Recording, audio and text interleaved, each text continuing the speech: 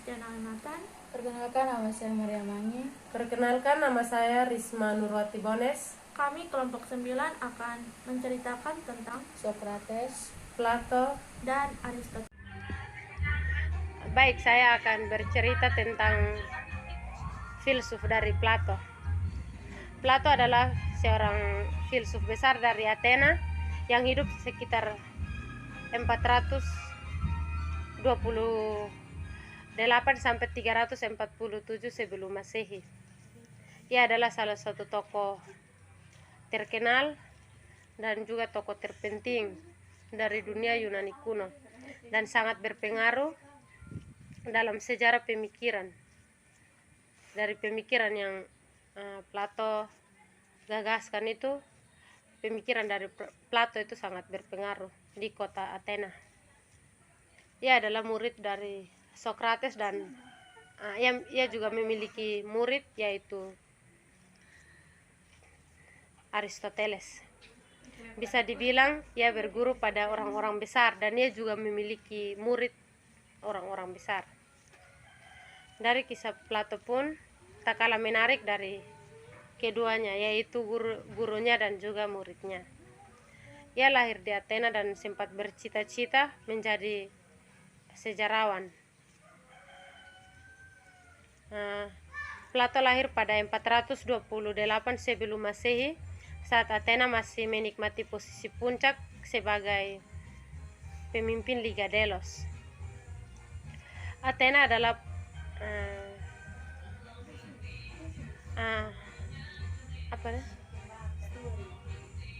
Athena adalah polis atau negara kota penganut sistem demokrasi yang memiliki kekuatan militer dan maritim serta kultur intelektual dan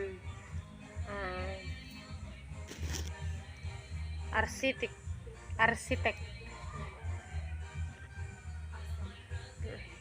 yang jauh mengguguli polis-polis lain di Yunani. Keluarga Plato berasal dari kalangan aristokrat atau bangsawan. Ia juga memiliki peran penting bagi politik di Athena waktu itu. Plato pada masa mudanya ia pun sempat bercita-cita untuk menjadi seorang sejarawan. Namun karena ia merasa kecewa dari sikap para pemimpin, karena dari sikap tersebut gurunya dihukum mati. Karena ia kecewa dengan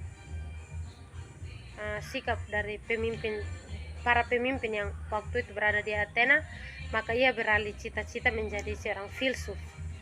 Sebagaimana para bangsawan muda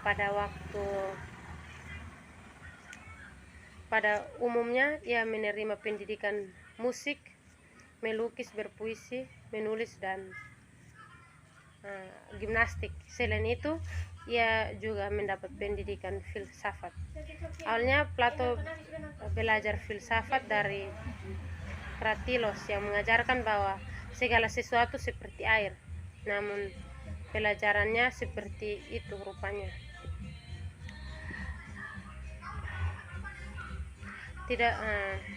Apalagi pelajaran dari Plato rupanya tidak sesuai dengan pandangannya. Ketika ia berusia 20 tahun, ia memulai bertemu pada waktu 20 tahun ia bertemu dengan Socrates dan ia juga tertarik untuk mendalami filsafat. Ia menjadi pengikut Socrates. Setelah kematian Socrates karena dihukum pada tahun 339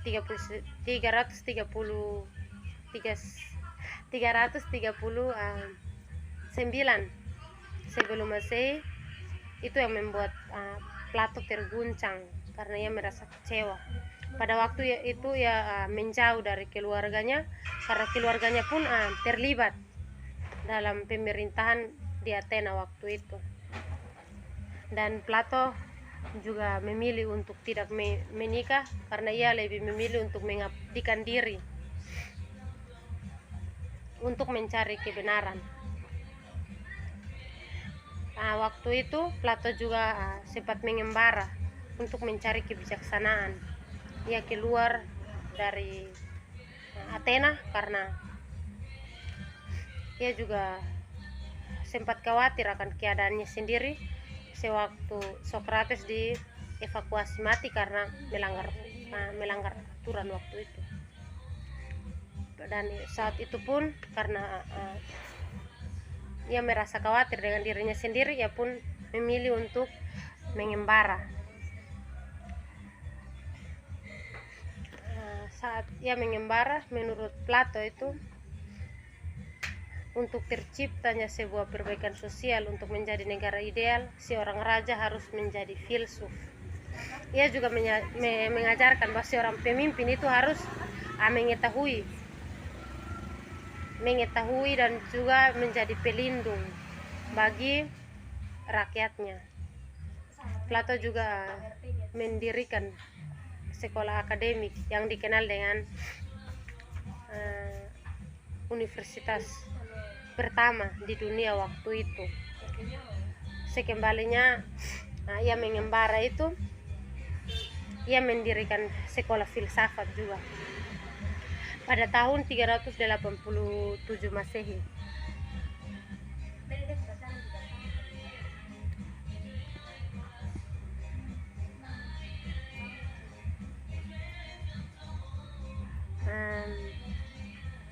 Hampir semua karya dari Plato itu berupa dialog. Ia bergagasan bahwa yang disampaikannya melalui dialog itu adalah pemikiran Plato. Tercatat sekitar 35 dialog dan 13 huruf. Ia berada di antara 300 tokoh yang paling berpengaruh. Plato di urutan 40 dari tokoh yang berpengaruh tersebut. Ia menjadi terkenal karena dari filsafatnya, berawal dari ia berfilsafat sehingga saat ini pun Plato tidak terlupakan dan selalu dikenal karena dari pemikiran Plato pun, dan pemikiran dari Plato pun saat ini sudah menjadi abadi. Mungkin itu yang saya tahu dari Plato. Aristoteles adalah salah satu pemikir dari dunia kuno yang luar biasa. Dia yang mengkritik Plato dan mengajukan teorinya sendiri mengenai apa yang diketahui mengenai dunia.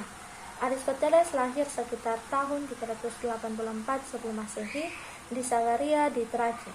Ayahnya adalah seorang dokter pribadi Raja Makedonia. Aristoteles datang di Athena dan menjadi murid Plato saat berusia 18 tahun, dan di sana dia tinggal di Akademi Plato hampir sekitar 20 tahun. Hingga kematian Plato pada tahun 348 sebelum Masehi, Aristoteles mengadakan perjalanan, kemudian menikah, dan pada tahun 342 sebelum Masehi menjadi guru Alexander Agung. Dia juga mendirikan sekolah di Lexion Athena yang adalah saingan Akademi Plato, tetapi pada saat itu dia melarikan diri pada waktu Alexander meninggal. Aristoteles sangat tertarik pada dunia natural. Ia menulis mengenai etika, politik, botani, zoologi, astronomi, sejarah, matematika, dan filsafat. Gaya Aristoteles kasar dan keras, dan hal ini bertentangan dengan kecemerlangan Plato yang halus. Dari karya Aristoteles muncullah istilah metafisika. Karya ini muncul setelah psika atau meta adalah kata Yunani untuk sesudah. Metafisika masuk dalam bahasa filosofis ketika buku dari Aristoteles ditemukan tanpa judul di antara tulisan-tulisannya. Metafisika ini memuat penyelidikan mengatasi dunia indera untuk mencari penjelasan mengapa dunia ada seperti sekarang sambil mencari yang satu di balik yang banyak. Aristoteles juga dengan keras mengkritik teori forma Plato karena bagi Aristoteles kenyataan dunia berada dalam materi bahan yang membentuk dunia. Dia terpesona oleh perubahan. Ia menjelaskan masalah perubahan di dalam psika. Dia menjadi sadar bahwa substansi material mempunyai dua bagian, yaitu materi dan forma. Menurut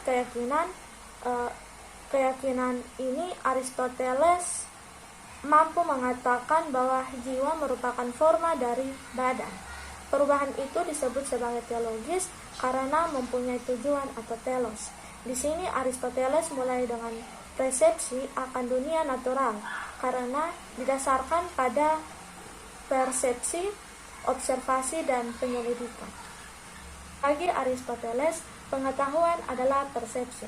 Oleh karena itu, bila kita tidak mempersepsi apapun, kita tidak akan belajar dan mengerti sesuatu. Dan bila saja kita berpikir mengenai sesuatu, kita harus berpikir mengenai suatu ide pada waktu yang sama. Menurut Aristoteles, dunia natural adalah dunia nyata.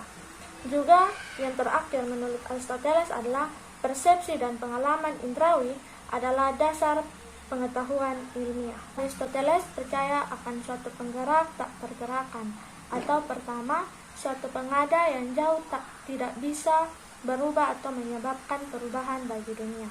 Perubahan menurut Aristoteles muncul dari cinta dan keinginan untuk mencapai kesempurnaan penggerak tak pergerakan. Gereja Kristen mengambil ahli penggerak tak pergerakan sebagai Allah orang Kristen.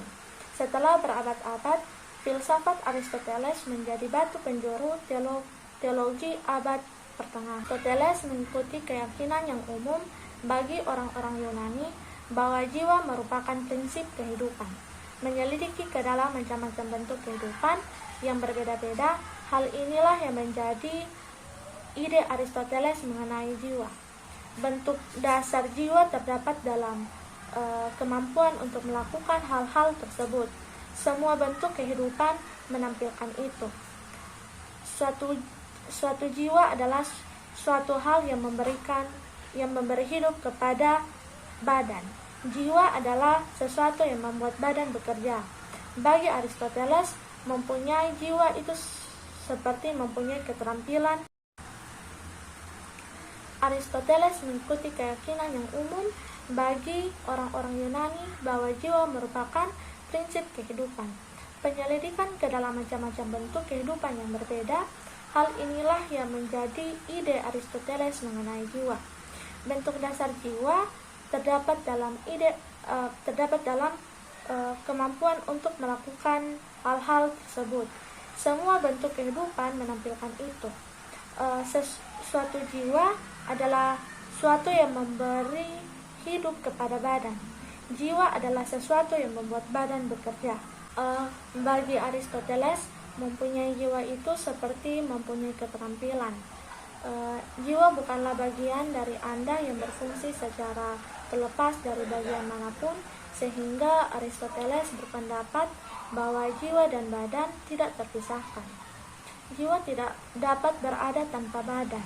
Satu-satu hal yang datang dari luar menurut Aristoteles adalah pikiran dan intelek. Dan bagi Aristoteles, jiwa dan budi bukanlah hal yang sama. Di dalam filsafat Aristoteles, pikiran merupakan aspek dari jiwa yang hampir bersifat ilahi dan tidak dapat mati. Namun, percaya akan keabdian personal tidaklah mungkin. Pikiran mempunyai kedudukan istimewa dalam pemikiran Aristoteles mengenai keabdian intelek, dan hal ini didasarkan pada pandangan bahwa berpikir tidak melibatkan kegiatan jasmani. Sokrates lahir dan hidup di Athena. Sokrates diperkirakan lahir dari ayah yang berprofesi sebagai seorang pemahat patung dari batu bernama Sophonios. Di kemudian hari, Sokrates meneruskan pekerjaan ayahnya seperti kebiasaan orang-orang pada masanya. Ibunya bernama Painaret berprofesi sebagai seorang bidan. Dari sinilah Sokrates menamakan metode berfilsafat dengan metode kebidanan nantinya. Sokrates lahir bukan dari keluarga yang kaya, bahkan kecenderungan tidak mampu.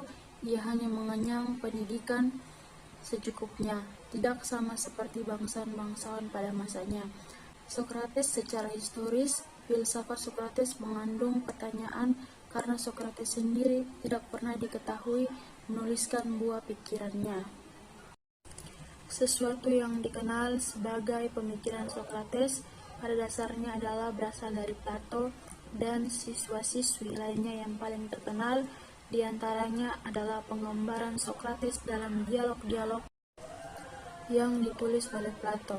Dalam karya-karyanya, Plato selalu menggunakan nama gurunya sebagai tokoh utama, sehingga sangat sulit memisahkan gagasan Sokrates yang sesungguhnya dengan gagasan Plato yang disampaikan melalui mulut Sokrates. Nama Plato sendiri hanya muncul 3 kali dalam karya-karyanya sendiri, yaitu 2 kali dalam Apologi dan sekali dalam Phaedrus. Sokrates dikenal sebagai seorang yang tidak tampan, berpakaian sederhana, tanpa alas kaki, dan berkeliling mendatangi masyarakat Athena. Berdiskusi soal filsafat, dia melakukan ini pada awalnya didasari satu motif religius untuk membenarkan suara gaib yang didengar kawannya dari orakel Delphi yang mengatakan bahwa tidak ada seorang yang lebih bijak dari Sokrates. Merasa diri tidak bijak, dia berkeliling membuktikan kekeluaran suara tersebut. Dia didatangi satu demi satu orang yang menganggap bijak oleh masyarakat pada saat itu, dan dia diajak diskusi tentang berbagai masalah kebijaksanaan. Metode berfilsafatnya inilah yang dia sebut sebagai metode kebidanan. Dia memakai analogi secara seorang bidan yang membantu kelahiran seorang bayi dengan cara berfilsafat, yang membantu lahirnya pengetahuan melalui diskusi panjang dan mendalam. Dia selalu mengejar definisi absolut tentang satu masalah kepada orang-orang yang dianggap bijak tersebut, meskipun kerap kali orang yang diberi pertanyaan gagal melahirkan definisi tersebut. Pada akhirnya, Sokrates membenarkan suara gaib tersebut berdasar satu pengertian bahwa dirinya adalah yang paling bijak, karena dirinya tahu bahwa dia tidak bijaksana, sedangkan mereka yang merasa bijak pada dasarnya adalah tidak bijak, karena mereka tidak tahu kalau mereka tidak bijaksana. Anak muda pada masa itu banyak yang tertarik dan mendukung Sokrates. Bahkan diceritakan bahwa anak muda pada masa itu lebih memilih untuk mendengarkan Sokrates ketimbang orang tuanya. Cara berfilsafatnya telah memunculkan rasa sakit hati terhadap Sokrates, karena setelah penyelidikan itu, maka akan tampak bahwa mereka yang dianggap bijak oleh masyarakat ternyata tidak mengetahui apa yang sesungguhnya mereka ketahui. Rasa sakit inilah yang nantinya akan berujung pada kematian. Sokrates melalui peradilan dengan tuduhan merusak generasi muda, sebuah tuduhan yang sebenarnya bisa dengan gampang dipatahkan melalui pembelaannya. Sebagaimana tertulis dalam Apologi karya Plato, Sokrates pada akhirnya wafat pada usia 70 tahun dengan cara meminum racun, sebagaimana keputusan yang diterima dari pengadilan dengan hasil voting 280 mendukung hukuman mati dan 220 menolaknya. Sokrates sebenarnya dapat lari dari penjara sebagaimana ditulis dalam Crito dengan bantuan para sahabatnya, namun dia menolak atas dasar kepatuhannya pada saat kesepakatan yang telah ia jalani di hukuman di kota Athena. Keberaniannya dalam menghadapi maut digambarkan dengan indah dalam Phaedo karya Plato. Kematian peradilan paling bersejarah menurut masyarakat Barat setelah peradilan Yesus Kristus. Filosofi peninggalan pemikiran Sokrates yang paling penting ada pada cara dia berfilsafat dengan mengejar satu definisi absolut atas satu permasalahan melalui satu diatika. Pengejaran pengetahuan hakiki melalui penalaran dialektis menjadi pembuka jalan bagi para filsuf selanjutnya. Perubahan fokus filsafat dari pemikiran alam menjadi manusia juga dikatakan sebagai jasa Sokrates.